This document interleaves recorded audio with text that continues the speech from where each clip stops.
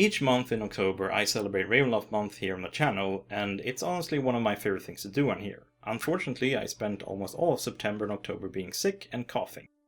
But I'm not willing to give up on Ravenloft month, so instead, I will be doing Ravenloft month through November instead. Heck, at least I started on Halloween. To start off Ravenloft month this year, I figured we could talk through a few of the ghosts and ghouls who go bump in the Burrowing Nights. Now Ravenloft is filled to the brim with all kinds of strange and unique monsters, each more terrifying than the next. I could literally spend hours talking about them, and as a matter of fact, I have. Which, depending on your taste, means I'm either the best or absolute worst guest at a party. Today we're going to be talking about some of my absolute favorite monsters from a Ravenloft setting. Now, narrowing down this list to just 10 was extremely hard, and ranking them was next to impossible, so don't read too much into any order here. The ones that made the list are all unique to Ravenloft, so you won't be seeing any flesh golems or vampires here. Most of these are far more weird and bizarre than anything you find in your average monster manual. Like many sensible people around the world, I have a mild and completely irrational fear of spiders, which is probably why I find the Red Widow to be such a terrifying creature. The Red Widow is a shapeshifter, and in its natural state it appears as a giant red spider with a black hourglass symbol on its back, sort of an inverted color scheme to a Black Widow. It can shapeshift into a beautiful humanoid form with distinct red hair, and in that form it lures its victims back to its lair. What makes the experience even more terrifying is that it goes in for a hug, and then grapples its victim before transforming back into its true form and biting into their flesh. So as you're locked in a tender embrace, you slowly start to realize how the arms caressing your back are hardening into jagged spider legs. Yeah, nightmare fuel right there. Red Widows are also sometimes called Spider Queens, which is a very apt name since they seem to attract large amounts of other spiders who all practically worship their queen and are willing to die for her. So even if you manage to escape the initial attack of the Widow, you also need to escape her spider army. Red Widows do eat their victims, or at least their body fluids, but that's not the only reason they hunt. No, of course not, because that wouldn't be terrifying enough. They also enjoy hunting and killing for sport and for procreation. Red Widows mate with humanoids to create more of their kind, and in a rare case of mercy, for they do so in their humanoid form, and they murder their victims before implanting the corpse of their lover with their eggs. Not a big mercy, but let's be honest, with this monster it could have been way worse. At least you're dead when your spider babies eat their way out of your body. Let's take a break for a while from the truly nightmare-inducing monsters to talk about broken ones. I've always liked to inject some mad science and beast hybrids into my fantasy horror stories. Naturally, I enjoy mongrel folk a great deal, and they feature in the Cursed Strahd, but there are other types of beast folk in Ravenloft, and my favorite is definitely the broken ones. Unlike the more famous mongrel folk, who are a combination of various creatures, broken ones are a hybrid between a humanoid and a single type of animal. They have a very Island of Dr. Moreau feel to them, and not entirely surprising, they feature heavily in the Ravenloft domain of Markovia. They can also be created when a resurrection, reincarnation, or polymorph spell goes wrong, and I've always enjoyed story elements that make things such as resurrections less reliable. Broken ones inherit some of the abilities of the animal they are merged with, so a bat one might have sonar, while one merged with a hyena could have a powerful bite.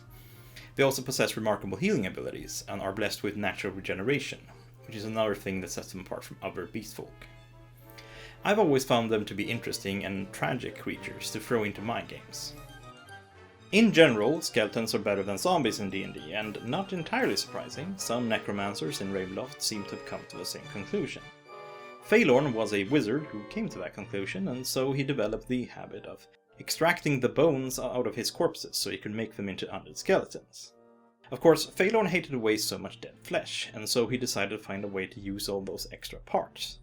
The terrifying result is the Boneless, an undead creature made from a deboned corpse. Boneless appears as somewhat misshapen and sunken corpses that look very wrinkled. Lacking bones, they move awkwardly, but if need be, they can drop to all four and sort of skitter quickly to close the gap to their foes. In combat, they wrap themselves around their victims and then slowly encase them while constricting them to death, preventing any spellcasting or attacks. And so we're back to nightmare fuel material, since they have no bones, bludgeoning weapons aren't very effective towards them. Also, while they're constricting a target, any attacks by your friends against them have a risk of hurting you as well. Their most interesting ability, however, is that since they completely lack bones, they are able to squeeze through tiny cracks or be folded up into small spaces, which means that they can follow you pretty much anywhere and hide almost anywhere as well. Their main weakness compared to other undead is that they need to be moistened regularly or they will dry up, which essentially reduces them to being normal zombies. But if you don't want to have to remember to water your boneless, you can always just keep them in jars filled with a little bit of water and bring them out when you need them. One of my favorite things about Ravenloft is that there are so many variations on normal monsters from D&D. As an example, we have vampires. Not only do you have like 6 or 7 variations of a normal vampire, but you also have a specific type of vampire for each of the old main player races, plus a few extra racial vampire variants just as a bonus. There are so many vampires that I could easily do a whole video talking just about them, but today we're going to limit us to one. And my favorite one has to be the Dwarven vampire. What I love about the Dwarven vampires is how they subvert so many of the weaknesses and mannerisms that players have come to expect from vampires. Horror in RPGs works best when you catch your players off guard and supersede their expectations. And the Dwarven vampire does that for me. Unlike other vampires, they do not take damage from sunlight. They don't like it, and it prevents them from regenerating, but they can easily walk around in it if need be. Dwarven vampires barely regenerate when they're on the surface anyway, so it's not that big of a loss. To regenerate fully, they need to be underground. They are also unaffected by holy water, instead fresh spring water burns them as normal water would. As for being invited into a home, that's not an issue either. They can freely enter any home that is at least partially built out of rock or dirt. They won't be able to enter a house completely built from wood, however, like a forest cabin, but most fantasy homes tend to have a little bit of stone in there, such as a fireplace hearth or dirt floors. So, right out of the gate, 3 rather straightforward ways of testing if someone is a vampire are thrown out the window. That's not to say that they are entirely without weaknesses. Dwarven vampires cannot cross a line of powdered metal, so that is a sure way of keeping them from creeping up on you. They also lack the normal vampire's abilities to shapeshift. They do, however, have a few more abilities that set them apart from other vampires and make them dangerous foes. Instead of the vampire's mist form, they can move through solid rock, which makes them particularly dangerous underground. When reduced to 0 HP, they immediately use their stonewalk ability to try to reach their coffins instead of turning into mist. They also replace the vampire's ability to charm people with an ability to cause fear. Dwarven vampires aren't very social creatures, so that rather makes sense. They also summon burrowing creatures instead of wolves and bats. Most importantly though, they cannot be killed like normal vampires. Everybody knows how to kill a vampire. Wooden stake through the heart, cut off the head, and stuff the mouth with holy wafers. Doing that to a dwarven vampire mostly pisses them off, however. To permanently kill them, you need to impale their heart with a stalactite or stalagmite, then cut the heart out of the body, soak the heart in oil for 3 days, and then set it on fire. When the fire burns out, the vampire is destroyed. It won't matter how many monster movies your players have seen, they won't figure that out without a little bit of help. Doppelganger plants are insidious monsters that slowly infiltrate and take over settlements, making them ideal candidates for an invasion of the body snatcher style scenario. When a creature falls unconscious or goes asleep within a few miles of the plant, you can attempt to trap their souls and take over the creature's body. If it succeeds, the creature's soul is stored in a large pod connected to a plant, while its body is transformed into a podling. Thankfully, the plant can only create 1 new podling per day, so it takes some time for it to take over even the smallest village or outpost. A podling appears much as it did before it was taken over, and will attempt to go about its business as usual, but there are a few signs that things are not what they seem. For one, podlings don't eat, drink, or sleep, but also they don't breathe except to talk, and they lack a heartbeat. The Doppelganger plant also feeds off its podlings and will begin to devour them from the inside out. This means that the podlings slowly become hollow inside, and anyone fighting them will quickly realize something is very wrong with them. Eventually, the plant will drain so much from its podling that it dies, and so the Doppelganger plant constantly needs to find new victims to dominate. If the pod is destroyed, the souls trapped inside of it are freed, and if the body is still around, the person can recover. This also means that if the players hack their way through a horde of podlings, they're potentially murdering innocent civilians who could have been saved. A discovery that may be truly horrific to some players once they destroy the Doppelganger plants. The Death Heads tree is another rather bizarre plant monster that can be found in Ravenloft. The tree can only take root where a great deal of blood has been spilled, which unfortunately can be pretty much anywhere in Ravenloft.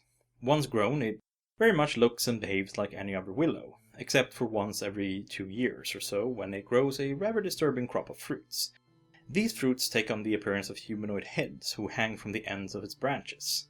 The heads softly cry out for help, attempting to lure passers-by close to the tree so it can attack. Death's Head tree is stationary, but it can move its branches, and while it has a crop of heads, it can use them to bite those who come close. The heads can also spit out slivers at creatures nearby, which, although it barely does any damage, they burrow into the flesh of the tree's victims and slowly grows into a new tree. The sliver can be cut out of an infected creature, but doing so will cause a great deal of damage to the host.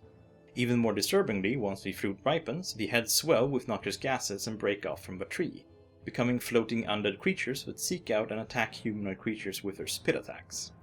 Being attacked by half a dozen rotting floating heads in the middle of the night sounds like a truly terrible time.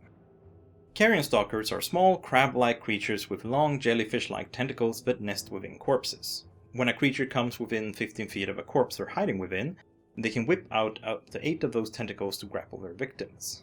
The tentacles of the Carrion Stalker sting much like a jellyfish's, and the more tentacles it can wrap around you, the harder it is to escape.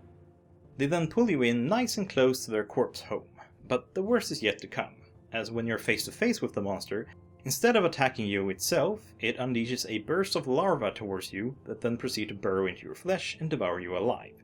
Not exactly a pleasant way to go. Part of the reason I like the Carrion Stalker is just how horrific it is, but also it's sneaky and unexpected. Players are often naturally curious of corpses, as they might have loot, but also suspicious of them since they might be undead.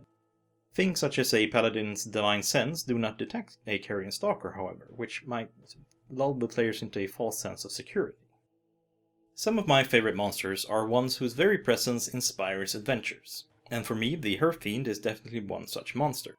They're intelligent fire elemental creatures that usually end up in Ravenloft or the Prime Material plane by accident.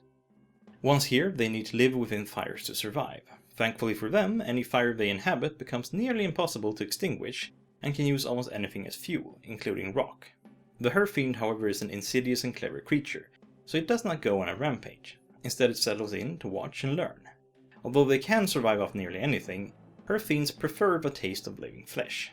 Humanoids are loath to jump into burning fires on their own accord, however, so the Fiend will instead try to recruit loyal servants and slowly corrupt them into doing their bidding. Since the Fiend has perfect control over the flames they live in, they will start tempting whoever the fire belongs to.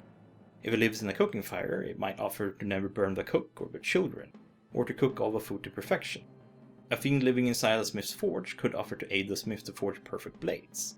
Such types of things. But that's not the only thing the fiend can do for its target. Fiends can cast off several embers and can see anything those embers see, so it's able to spy on its surroundings and learn all kinds of secrets, which it can offer in return for aid. Those embers can also land in a nice dry place somewhere and cause new fires, and the Fiend can magically move to any fire that contains one of its embers, so it can sneak its embers into hearths and forges around the town and when it needs, move freely from fire to fire. The fiend can also offer to burn its target's enemies or their belongings. Jealous of your neighbor's new home? Well, just slip an ember into their fireplace, and later that night, watch the whole house go up in flames. Naturally, the Fiend doesn't start off by asking its target to throw people into fires. It starts off small and innocent, working its way up to the atrocities. At first, it might just ask for a bit of company and a tasty birch log, and in exchange, your bread will be perfectly baked every day. But soon, it will be feeding its targets half-truths and lies, pulling on their strings, and promising revenge and power in return for worse and worse favors.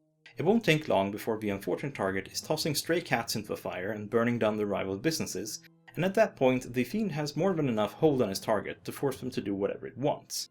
Even if a group of adventurers realize something is wrong, the fiends are hard to detect. When they speak, it's hard to distinguish it from the normal sounds of a fire, so if you catch someone communing with the fiend, chances are you might just see someone talking to themselves. Her fiend's true appearance is that of a face in the flames, but they can hide that from onlookers. Spells such as see invisibility or detect magic, however, does reveal the fiend, so those are an adventurer's best bet. Once found out, the Fiend can defend itself by throwing firebolts at its enemies. They can be killed by magical weapons or spells, and probably won't stand much of a chance against a hard-ended adventuring party. However, this is where the ability to move between fires comes in. A fiend that has been caught and is in danger will simply jump to one of the other fires it has deposited an ember in and hide out for a while. Sooner or later, the adventurers will move on, and then it can go back to spreading corruption and having its fun. Fiends make for such great monsters because their minions are just average townsfolk who have been led astray. Just killing their way through the villagers won't help. but players need to solve a mystery and find the cause behind it all to save the day. Before we get to the last monster on the list, let's talk about one more nightmare-inducing terror. I'm sure that most people who watch this video have seen the horror classic The Thing, and remember that ghastly scene where the severed head sprouts spider legs? Well, the Headhunter is no doubt inspired by that scene. It very much looks like a humanoid head with spider legs sticking out of its neck. We owe the existence of this terrifying creature to the Drow of Ravenloft, who have nearly gone extinct, but managed to create all kinds of horrors before they were dragged off into the mists. By itself, the head isn't all that bad. It spits poison and has a poisonous bite, so pretty much your average giant spider stuff. Where it really gets dangerous is with its webs, however. Unlike normal webs, the Headhunters are extremely strong and sharp, which means when you walk into one, it cuts through your body, often severing a limb in the process. Even if you manage to stop yourself from cutting yourself into tiny pieces, once you've walked into one, if you back out of it, unless you perfectly move back, it's going to cut a pie slice out of your body. Oh, and did I mention their webs are nearly invisible? Because they are. Now, seeing your party's warrior cubify in front of you as he chases after a head with spider legs down the corridor of an abandoned house is terrifying, but unfortunately it doesn't stop there. The Headhunter loves to use their web filaments to slice off the heads of people, because then they can dig their legs into the severed neck of their victim and puppet them around like a humanoid mech suit. It will then proceed to do all kinds of terrifying things while walking around in the remains of your body. If a Headhunter is lucky and manages to collect several bodies for use, it can store extra bodies in web cocoons for up to a year.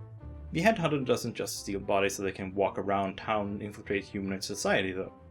While attached to a body, it will slowly start to feed on the body's insides, taking about 10 days to devour all the organs, after which it will leave an empty husk of a person behind. The final monster on this list is far from the most terrifying or disturbing, but it's one that I really appreciate as a DM because it makes for a good plot hole. A corpse candle is the ghost of a murder victim that seeks revenge on its killer. It lingers in its corpse and waits for someone who can help it. Those who approach see what looks like a flickering light in the corpse's eye. That's where it gets its name. And if the creature succeeds in a saving throw, the light disappears from them and nothing more happens. If someone fails the saving throw though, they see the face of the one who murdered the corpse candle, before they are drawn into a vision where they get to vividly experience the final moments of the victim. Now this can be a great way to push a group of players into an adventure. Bringing the murderer to justice should probably not be the entire adventure, but it can be a push that brings them into a series of unfolding events. Perhaps the killer was working for someone else, and the players have just stumbled onto a conspiracy. Or they have just taken out a key minion of a powerful enemy. The corpse candle is also surprisingly reasonable for a murderous ghost. Sure, they have the power to take control of fires around the one they possess, and they will use this to punish and harass them if they refuse to seek their killer, but they also do not necessarily need to see their murderer slain. Bringing the murderer to justice and seeing him judged for his crime is also enough to allow the ghost to move on. One of the things I also enjoy about the corpse candle is that if anyone casts True Seeing or a similar spell, they can actually see the ghost sitting on the shoulders of the one they're possessing. It's just a little disturbing knowing they're always there, waiting and watching. So who can really blame them for setting your bedroll on fire if you're taking forever to track down the murderer? Those were some of my favorite Ravenloft monsters. There are dozens more Ravenloft monsters that I absolutely love, but I just couldn't cover more than 10 in one video. That being said, do you have a favorite Ravenloft monster, or did I miss a really great one? Let me know in the comments down below. And as always, thank you for watching my video. If you enjoyed this look at the macabre and disturbing monsters of Ravenloft, then please like the video, and don't forget to press the bell icon if you subscribe so you don't miss out on future content. If you want to support the channel, then please share this video on social media. It really helps out a lot, and you can also follow me on Tumblr or Twitter, or check out my DM skill page. Links to all of those below. Until next time, Dungeon Delvers.